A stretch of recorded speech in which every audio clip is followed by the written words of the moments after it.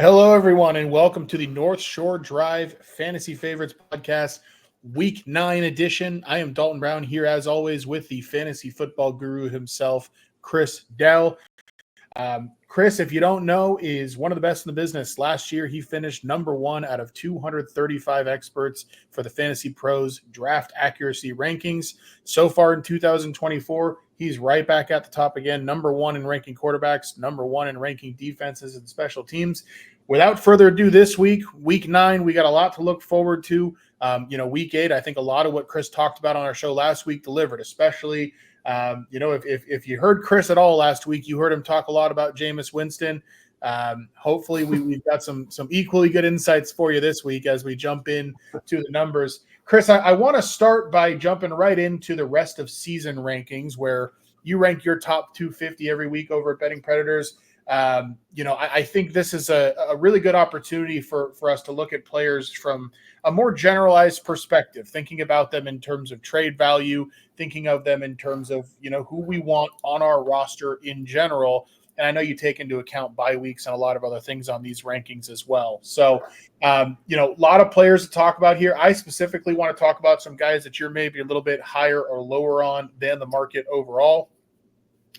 The first name that really stuck out to me is Jahmyr Gibbs. Now, obviously, Jahmyr Gibbs is still a player you have as top 20 overall in fantasy, but this is a guy that, expert consensus on him is putting him right there in the top 10 at number 8. You've got him all the way down at number 18. What is it in particular that maybe has you a little bit lower than Jahmyr Gibbs on the market? Yeah, I don't think that I'm really low on Gibbs. I'm certainly not trading him away. And if I got him, I'm happy I've got him. I've got him at RB9 rest of season. Consensus has him at RB6. Well, the guys I have ahead of Gibbs, they're not in committees, right? So that's what holds Gibbs back at the end of the day from going higher. He's at the top of tier 2 for me. Tier 1, Henry, Barkley, Walker, Mixon, Kyron. I've got Bijan and Brees in there, and I've got Devon Achane now that Tua is back. We've seen the role expand a ton with him in the receiving game. So I've got Gibbs 9. I've got Kamara 10. Give me the young talent over the aging back on a bad team in terms of those two guys. So nothing really wrong for me on Gibbs. In terms of my overall rankings for rest of season versus position, for me, it's more or less that I think that when it comes to elite wide receiver, we talked about this a few weeks ago, we've had so many injuries. And if I really want to make sure I've got 2 of the top 15 receivers if I can, because those guys become so much more valuable because we're missing so many of the other top receiving options that we normally would have.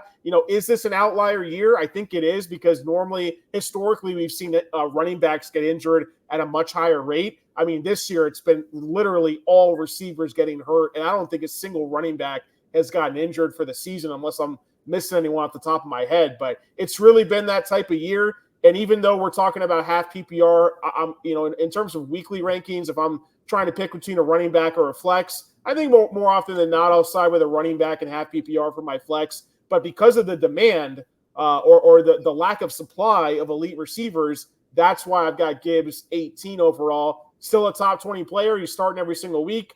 But that's the reasoning that goes behind the overall position with overall rankings, which combines all positions versus the individual positions as well. And I'll tell you what, one thing I've done this week is I've actually separated Gibbs and Montgomery a decent bit. Normally in my weekly rankings, I would only have them about 5 spots apart. I think we've seen from Gibbs now with how this offense is operating. Montgomery's been dealing with a nagging knee injury. Gibbs is really hitting his stride right now, and we know this Lions team, they want to run when they can run. It's just a matter of, hey, look, if we see 30 rush attempts from the Lions any given week, we know that half's going to go to Montgomery, and probably half the goal line touches will go to Montgomery as well. So the ceiling is capped in terms of moving them higher in my rest of the season running back ranks right now. Yeah, and I'm glad you brought up David Montgomery, because I wanted to touch on him as well, because even though you are a little bit lower than consensus among experts on Gibbs, Montgomery is a guy that you've dropped quite a bit comparatively. So, and it's hard not to argue, it's hard to argue with that separation. Obviously we saw the 70-yard touchdown from Gibbs last week, and I'm seeing him get plenty of action near the goal line as well. It isn't the simple split anymore where they get down to the goal line and it's always Montgomery punching it in. Gibbs is getting as much action as you could want, but he is still giving away some to Montgomery. It was funny. You mentioned that we've had so many more injuries to wide receivers than we have to running backs. I think in general, it's a point really well taken, but I have to imagine that folks who drafted Christian McCaffrey '1 might have rolled their eyes at you just a little bit going through that portion. Literally the only running back that's gotten hurt this year is Christian McCaffrey. It's insane. Yep. And the way it happened, it killed every one of those owners in that Monday Night Football game. A lot of other players that I think are worth mentioning here, but one that you and I talked about a little bit off air that you're particularly high on is Josh Downs in Indianapolis. Obviously, circumstances have been changing quite a bit in Indy. The biggest news there, Anthony Richardson has been benched for Joe Flacco. Obviously, there were some questions with Richardson from like an effort and a desire perspective coming out of last game. You've got Josh Downs all the way up at wide receiver 50. That puts him in your tier 3, 25 spots ahead of consensus overall, or not wide receiver 50, overall number 50. 25 spots ahead of consensus overall. Why is Downs going to be the guy in Indianapolis? I mean, yeah, we've seen the targets. The target rate for Downs has been just simply elite with Joe Flacco overall. I mean, it's just night and day here. And look, in terms of, we're talking fantasy football here, but let's just talk real football for a second. Today, actually, the news came out that Flacco is not just going to be the starter now; he's actually going to be the starter for the rest of the season, and that's according to Shane Steichen. And I think that's the right move. I think with Richardson, that's a project that they have with Richardson. It's going to take another offseason. This past offseason, he was still bouncing back from injuries. He had suffered as a rookie. And we've seen flashes of him look really good. And last week, have to blame his teammates a little bit too, because he had a handful of teammates make some brutal drops. Michael Pittman, Tyler Goodson, et cetera, et cetera. So I think when you look at Downs, I mean, it's simple. You look at him and what he's done with Flacco under center versus with Anthony Richardson under center. And frankly, if we're looking at those two splits, Dalton, I might not be high enough on him. You look at the weeks where Joe Flacco started, just in terms of half PPR, not even full point per reception leagues. We have Josh Downs, wide receiver 8, wide receiver 26, wide receiver 16. So a really high ceiling in terms of getting into the top 10 on a weekly basis. And then the floor is still a legitimate wide receiver 2 starter in your lineup overall. If you just look at the overall usage from those weeks, so we're talking about weeks 4, 5, and 6, when we did get him starting overall, you look over at PFF, they have their expected points. He is a top 10 receiver in terms of target share and overall usage per game. He's right in that top 12 with Puka Nacua, Drake London, DK Metcalf, Mike Evans. So give me all the Josh Downs. Michael Pittman admitted to the media a couple weeks ago that he could have went on IR with his back injury. And frankly, Pittman doesn't really look right. And I think you're talking about a guy with Flacco. He wants to hit the short, shifty guys underneath, those short to intermediate layup type of targets, as you will. And Downs fits that mold perfectly. We've got a bad Colts defense, which is going to allow the opponents to score a lot of points. That's going to keep the Colts offense at the same time throwing at a very high rate. So wheels up for me on Josh Downs. In terms of wide receiver rankings rest of the season, I got him right on the borderline with DJ Moore, Jaden Reed, Devonta Smith. I've got him at wide receiver 25. That might be too low. I might be moving him right in that range with Garrett Wilson, Deebo Samuel, Brian Thomas, if we continue to see the elite target share continue with Joe Flacco now under center for the rest of the season. And I want to touch on one more thing in that Colts offense. Obviously, Anthony Richardson is a guy that we were drafting, at least people who listen to you were drafting him as one of the top 5 quarterbacks off the board. And understandably, given the profile and what we'd seen from him in the past, I'll put it this way. Anybody who drafted Anthony Richardson preseason was planning on starting him. Obviously not now. The question becomes, though, is he worth stashing on a deep bench at this point in case Joe Flacco gets hurt, or is that just a project that we're letting go of for this season? Yeah, no, it's a dynasty league only thing with Richardson now. He wasn't even giving you viable starts when he was in there, and he wasn't running as much. I think they were trying to protect him actually a little bit because when he did run more, he was getting hurt too easily. So, yeah, I mean, look, the whole reason I kind of hedged with Downs was like I put him wide receiver 25 because I was telling people a couple days ago, hey, look, like it's great right now, but if the Colts start losing, if they're eliminated late in the season and Richardson starts again, the bottom is just going to fall out on Downs, Pittman, and all the other guys there. I think JT, in a sense, Jonathan Taylor, he's kind of immune to it at running back, but I like Taylor more now because he's going to get more targets from Flacco. The offense in general will be more efficient. So, that's my overall take. I think Flacco is definitely in the weekly streamer conversation. It's hard to say he's like a borderline quarterback one unless he's got a great matchup, right? Like, why did Winston I loved last week, not just because I love Winston, but because he was going up against like the number one pass funnel secondary in the NFL and the Ravens, right? And I knew that Winston was talented enough to take advantage of that matchup. If I've got Flacco going up against that same Ravens defense, absolutely I'm going to have Flacco as a borderline top 10 to 12 option. This week against Minnesota, I don't know. I don't know if it's the greatest matchup in the world. I think he'll throw a decent bit. I've got him like in the mid-range QB2 like area, like next to guys like Jared Goff, it's Bo Nix, etc. So we'll see how it goes. I think Flacco can be a deep league ad, a streamer in the right spots, but definitely JT moves into like borderline top 10 running back status as well. And we'll see what Pittman does. Like I'm a little skeptical on Pittman's health. I think Pierce could be a deep league long shot flex because we've seen the big playability with him. And if you're in a dynasty or like super deep league, keep your eyes on the rookie Adonai Mitchell because when he has been on the field, he's been getting targeted at a very high rate.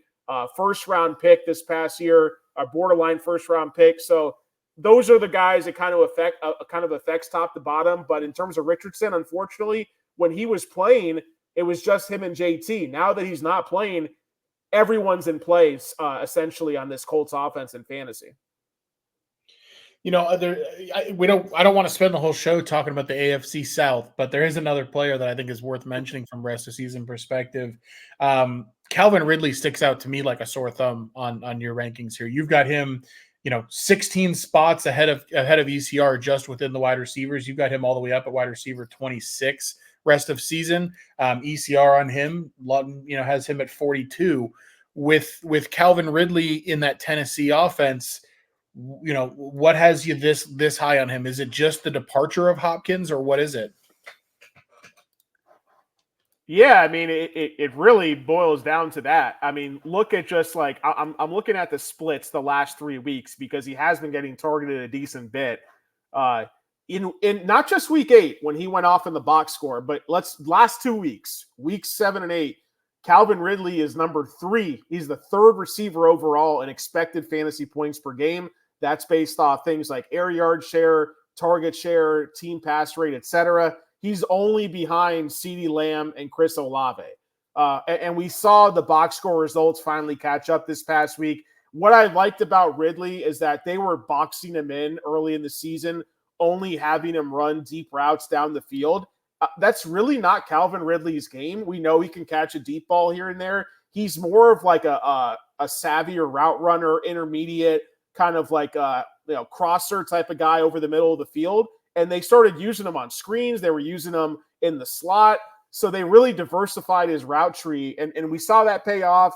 We know the talent is there as well. So when you look at Calvin Ridley, the targets he got, 100 plus yards, 15 plus targets, no D-hop. They got to throw it to somebody. I'd obviously prefer Mason Rudolph under center in terms of who's going to be quarterbacking the Titans. So if you're going to give me that type of target share every week or even close to that, I got to get him close to the top 25. I mean, he's still outside the top 25, but in fantasy, Dalton, it's like we're always reacting and like, what should we react to? What should we not react to? What are we overreacting to? What are we underreacting to?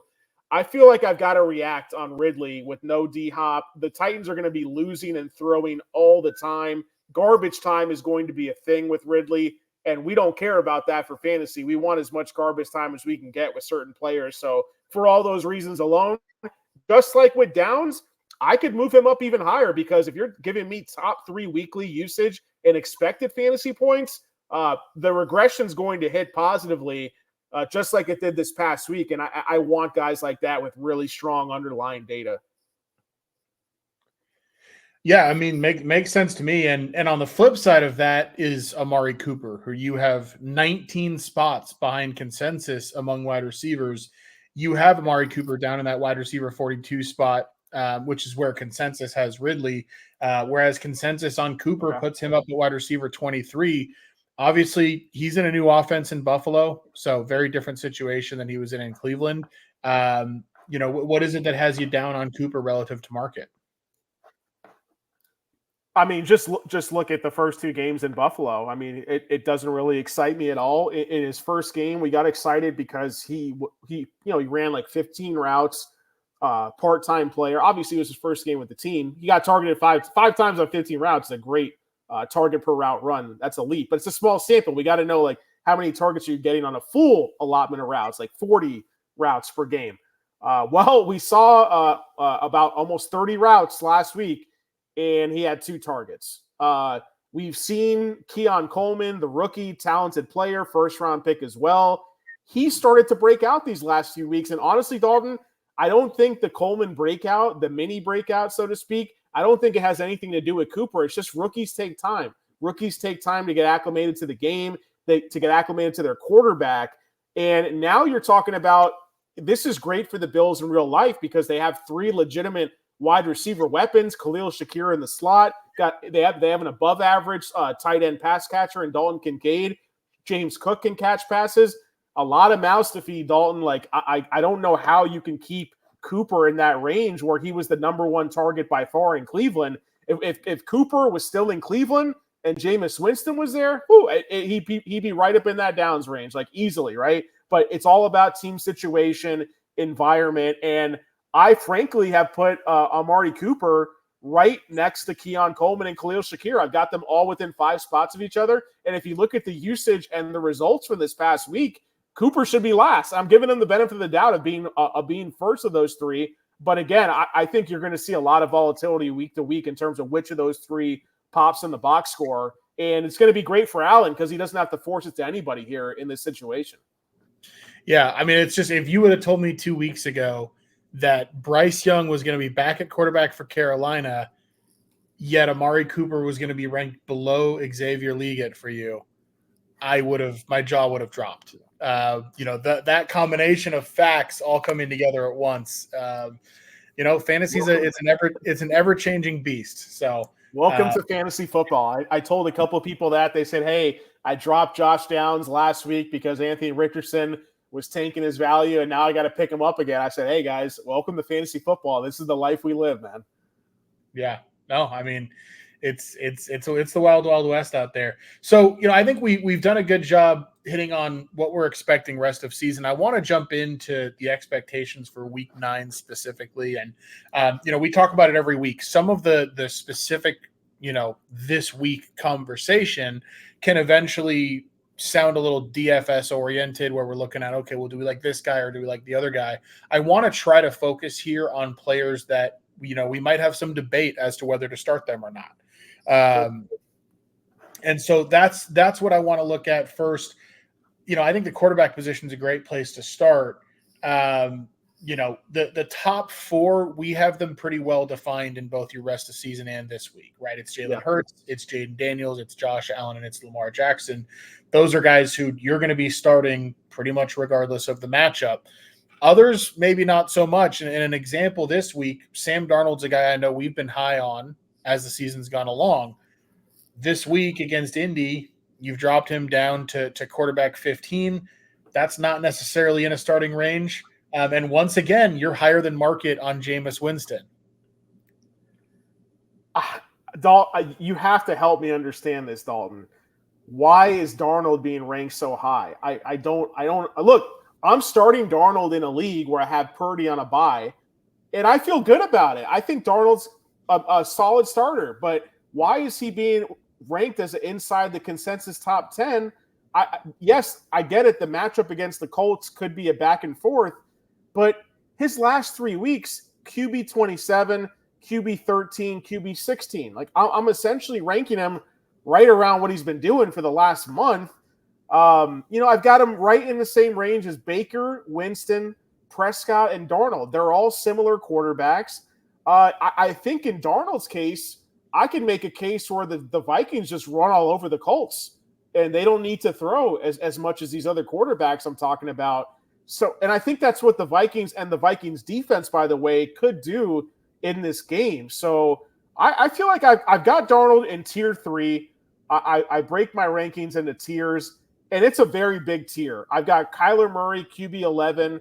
I've got Caleb Williams down at QB 22, and I've got Darnold in the middle. I think that it's not a cop-out answer by any means, but it's like, man, like we're talking about like a point, like decimal points separating these guys in their projections. So again, like Mahomes for me this week, yes, because he's playing against the pass funnel Tampa Bay Buccaneers. Geno Smith and Stafford, and if Metcalf's playing for Geno, don't get me wrong, then yes, I want those guys. Kirk Cousins at home against Dallas, yes, I want him. I've seen the ceiling with Kirk Cousins. It's 500 yards. It's 4+ touchdowns. Jordan Love against the Lions, pass funnel defense, if he's healthy. Yes, I've seen the ceiling for Burrow, for Stafford with Puka and Cutback, right? So we need to make sure we check these boxes for these guys. The best we've seen from Darnold is like QB9, and he's got to have real high efficiency to get there. So I don't think he's a bad start, but I'm not putting him inside the top 10 this week. Yeah, I mean, it makes total sense to me. I think the Vikings are a team that still has quite a bit of helium, even after the 2 losses last couple of weeks. I think they're still a team that's thought of in really high regard, and maybe rightfully so. But from a fantasy perspective, I think it's more of an Aaron Jones week this week against exactly. Against I agree. So, and it's funny to hear you say, this is a week that you're a lot higher than Mahomes than you usually are, and you're still 3 spots lower than ECR and Mahomes. I give up. I thought I was like, man, this is finally the week I'm all in on Mahomes. And I think the highest I could move Mahomes is maybe right at consensus. Let's say this. Like, I'm going to give you an example. If Puka just got banged up in practice today, right? If he's out, if DK Metcalf is out for Geno, then I'll move Mahomes ahead of them. If Jordan Love misses, or let's say Jordan Love is super banged up, I'll move Mahomes. So that's 3 spots. And I would be QB7, and I would be right at consensus. But this is an extremely conservative Kansas City offense. They're not looking to blow anybody out of the water. They want to win games, get it over with, and move on to the playoffs. But again, like, why do I have him top 10? Because of the matchup. I just don't know if I can have him, like, inside the top 7. I think 7 is the highest I'd go on Mahomes this week, but absolutely still startable this week. Yeah, I mean, people in the sports betting world know as well as anybody what you're describing with Mahomes to be true. I mean, his record as a favorite of a touchdown or more is just not what you'd think it is based on how talented he is overall. Right. And, not to get into a sports betting conversation here, but Tampa with Baker Mayfield is exactly the kind of team that likes to sneak into that kind of a back door. So just a word to the wise there when we look at Monday night. But let's jump over to running backs. Again, just like with quarterbacks, we don't need to talk about these top guys, the Saquon Barkleys, the Joe Mixons of the world. But some guys a little bit further down the board worth discussing. One in particular who feels like he's in the midst of a breakout is Tyrone Tracy for the New York Giants. I think he got a lot of people's attention with how he looked last week. Obviously, he's dealing with a concussion. He's in the protocol right now. It sounds like he's making good progress with that. But you have him up at running back 26. I'm guessing that, if he's ruled in, maybe you continue to move him up. What do we have on Tyrone Tracy right now? He was limited in practice today. This is Thursday evening. We're talking here. Happy Halloween, by the way. We'll get more news by Friday and Saturday on Tracy. If he clears protocol, then he should be a full go, because you're not going to be limited after passing concussion protocol. Then at home against a Washington Commanders run defense where give the Commanders credit. They vastly improved their secondary. It's no longer been a weakness for them this past month, but they have still been getting beat up pretty bad on the ground. So I think that Tracy is explosiveness. He out-touched, the underlying usage was pretty close between him and Singletary. I think Tracy ran one more route. It was right about even on the routes run, had a slight edge in snaps played. Then you look at touches, actual touches. When are you getting the ball when you're on the field? It was Tracy like 21-4. Complete domination and touches overall. This guy's a talented back. We talked about him in the offseason, converted. His only second season of his life playing running back was a converted wide receiver, played at Purdue. Athletic measurables off the charts, and we're seeing him really get acclimated to the NFL level very fast. Just look at what he's been able to do in some pretty, decent matchups, like against Pitt, 20 carries, 145 yards, 3 targets. We saw back in week 5 on the road against Seattle when the Giants got the upset win, 18 carries, 129 yards. He has caught passes through the air as well, 57 receiving yards in week 6 against the Bengals. So I like the upside in terms of his explosive playmaking ability. And, you're going to give me a healthy Tracy versus Alexander Madison. I'm going with the young, talented, explosive back every single day of the week. That's why, as of right now, I've got him running back 26, which is right behind, guys like Ramondre, Chuba Hubbard, Chase Brown, Nick Chubb. Tyrone Tracy's right there. Another good week or two. He continues the same type of usage, domination over Singletary. Talent alone could easily vault himself into the top 20 conversation in the near future as well. Yeah, I mean, he's a guy that I'm all the way bought in on. He's one of those dudes that sticks out quite a bit from an eye test perspective. Another backfield that I think is worth talking about, you have Tank Bigsby and Travis Etienne only 5 spots apart in your rankings, but 2 tiers apart. You've got Tank Bigsby right there at the end of tier 3, Etienne at the top of tier 5. I mean, do you feel that that's Bigsby's backfield out right now, or how much of a committee are we still dealing with there? I just don't want to assume any type of rational decision making from Jacksonville right now. I mean, Gus Peterson, it's a mess. Don't know how he hasn't been fired. So you're talking about really incompetent ownership coming down as well that we're discovering these last few weeks. Even though apparently he was on the hot seat, apparently not anymore. So in theory, yes, Bigsby's the better running back. I mean, it's clear now. You can tell someone who doesn't know anything about football by the person who tells you that Etienne is still an elite running back. I'm sorry. If I'm calling you out and you're listening to this show here, Etienne, as the kids say, he ain't it. He ain't it. He needs 20 touches a game to give you anything. He's not explosive, hasn't been in multiple seasons now. Only reason he was viable in fantasy was due to extreme volume. And Bigsby's, frankly, a more explosive, stronger runner. And I just don't – but the thing is, they're on the road, Dalton. They're big dogs. They're at the Eagles. Eagles have a tough run defense.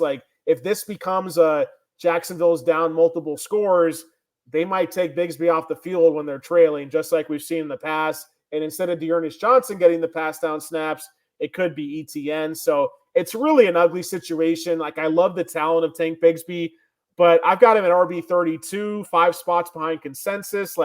I'll take Rico Dowdle. I'll take the Bucks backs over Bigsby. Even Javonte Williams in a tough run matchup. At least I know Javonte has a chance to get targeted a decent bit and rack up some receptions. I don't know, man. If Bigsby explodes for a long touchdown run, will not surprise me at all. But that's not that we're playing the game of probability here. And I think more often than not, that's not going to happen. And the matchup and the spread and game situation just isn't there for me so far this week. And with ETN, I mean, if he's on your waivers, maybe you can stash him, but I'd rather just leave that mess to somebody else right now. One other running back I want to touch on for this week, and I guess it's a little bit more maybe of a rest of season discussion, but the story around Nick Chubb, with everything that he's dealt with injury-wise, is a fascinating one in general. You have him at RB25. You're right in line with ECR consensus on him. I mean, do you have any expectation, or I guess maybe the better word is hope, that Nick Chubb can become legitimately viable, consistent starting fantasy running back down the line? Yeah, absolutely. I mean, in this Browns offense, like I'm believing again, right? Like all we needed was Watson out and not not Dorian Thompson-Robinson in. So now we've got Winston. Like Winston can be, he can be competent under center, right? So absolutely, like 16 carries in Week 8 against a tough Ravens defense, mind you. So now 27 carries in 2 games. He's had 5 targets in 2 games, which isn't bad for a guy like Chubb. We usually don't see him mix in too much in the passing game, but they've got the bye week coming up after Week 9. So Week 10, we got the bye. Week 11, you got a cupcake matchup on the ground against the Saints, and then a couple matchups with the Steelers coming up. But then if we've got the Browns like even sniffing the wild card, like not tanking and giving up on the year, Dalton, Week 16 against the Bengals, Week 17 against the Dolphins, which have been a run funnel defense. So, I mean, Chubb could be one of those guys where come championship, semifinals, finals round, like we might have him ranked as a borderline top 12 running back if he keeps picking things up and gaining more touches. So Chubb looks like he's back. And I originally wanted to tread water there because it was the Watson show, but now it's the Winston show. So I have much more faith, and I actually think that the rest of season outlook is really starting to look pretty good for Nick Chubb right now. Yeah, it makes sense. I mean, I just think it's really good to see that guy like in the position that he's in now again. Just a real easy guy to root for as far as I'm concerned. Another player I want to touch on, and I think I kind of know why he is in this range. I'm maybe just a little bit more surprised that the market's not in agreement with you, is Brian Thomas Jr., flipping over to wide receivers. You've got him at wide receiver 13 this week at Philadelphia. I mean, just unbelievably talented rookie for Jacksonville. Obviously for his sake, Christian Kirk being out only, I would think, adds more volume onto his plate. And they're probably going to be throwing from behind at Philly. Why is the market so far behind on Brian Thomas Jr.? Like, why does the market have him down at 33 and you up at 13? Because at the beginning of the week, most people do their rankings super early, and I think it's because Thomas was originally diagnosed as a week-to-week injury, and it turns out it's more of a day-to-day. So ignore like the ECR ranking there. I just got him ranked as if he's going to play, right? So it's like I usually just go all in or all out. Like if Thomas was limited in practice, like he actually did practice today, if he was out at practice as of Thursday, then I would just remove him completely. And then if he ended up playing, like Sunday morning we get news he's playing, I'll add him back in with a caveat depending on what news we know or don't know, right? That's how I do that. That's how other people do it. I tend to not put out my rankings until late Wednesday because I need time to go through all my research and numbers, and my rest of the season rankings I have to do first before I do my weekly stuff. So that's just my personal process. But yeah, I mean, against a pass funnel Eagles secondary, a lot of volume expected. No Christian Kirk. Gabe Davis could miss this game as well. Evan Ingram, even though it's a tough matchup on paper for tight ends against Philly, he's going to play essentially a wide receiver role in this offense as well. So I've got him in my top 6 tight ends. I've got Brian Thomas, wide receiver 13, and Lawrence should be throwing a ton in this game. I might look to maybe put a bet on Trevor Lawrence over his passing attempts in this matchup here. So yeah, I mean that's it. The talent is there for Thomas, and he's been doing it off efficiency. If we can get the volume on top of that, another player again in the coming weeks could be a borderline top 10 option as opposed to closer to 15th right now. Makes sense to me. I think a lot of the other wide receivers that are worth discussing from this week's rankings perspective, we've already hit on, right? Guys like Downs, guys like Tillman. I want to jump right over to tight ends because there's a name here I'm excited to talk about. You've got Tamm Hill back up here at tight end 12 this week. Okay. And Tamm Hill just doesn't seem to go away, right? Eventually he ends up as a starting tight end for you in fantasy. And here he is again, tight end 12. So if, lower end starter, you have him ahead of guys like Mark Andrews, who a lot of people are starting to buy back in on, Zach Ertz, Cole Kmet. Talk to me about Tamm Hill, man. What's going on here?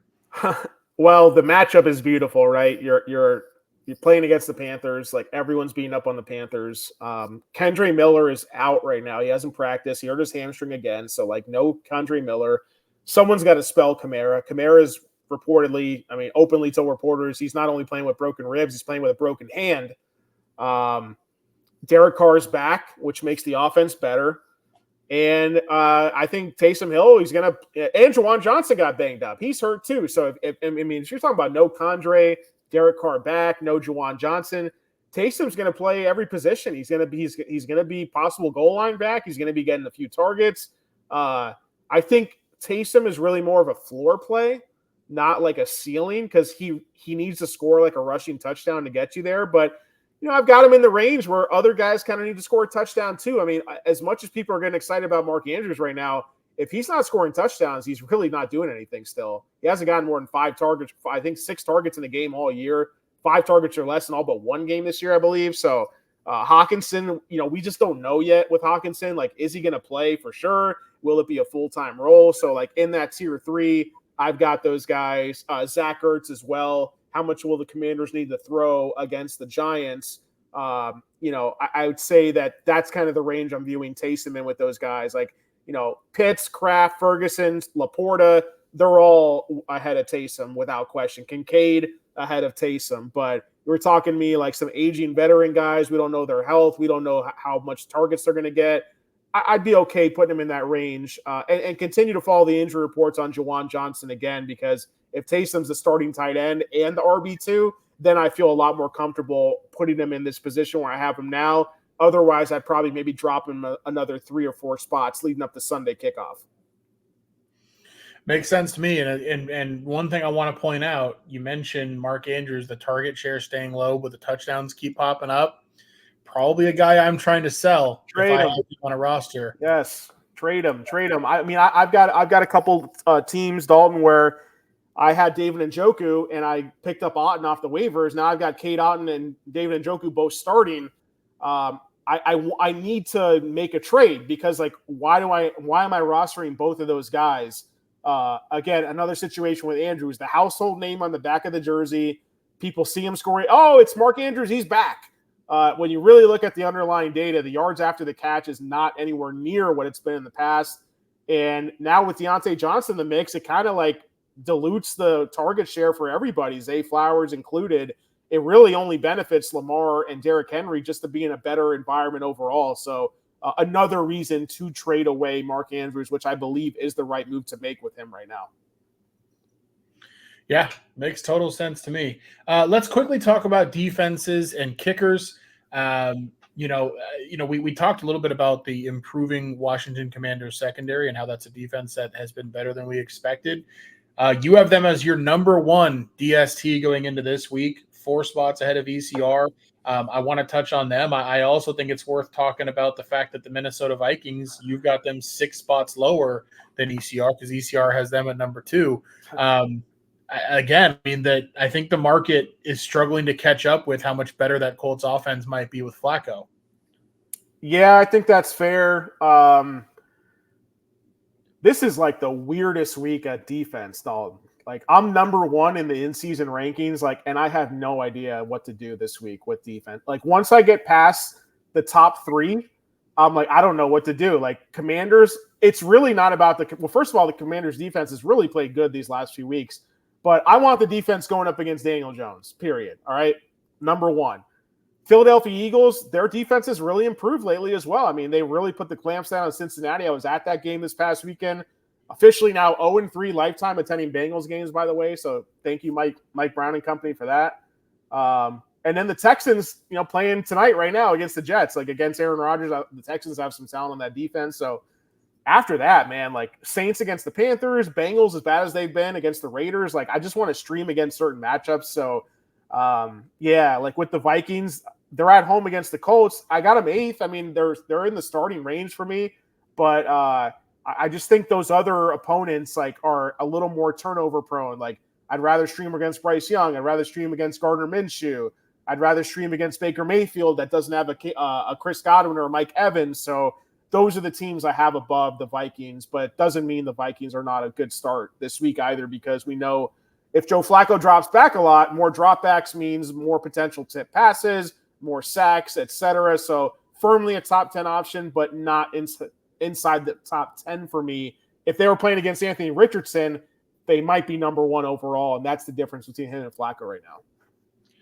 Quick thoughts on kickers. I'm surprised to see Younghoe Koo as high as you have him, only because the missed field goals have popped up for him recently. He's a guy that I considered picking up in a league, and I just didn't quite pull the trigger.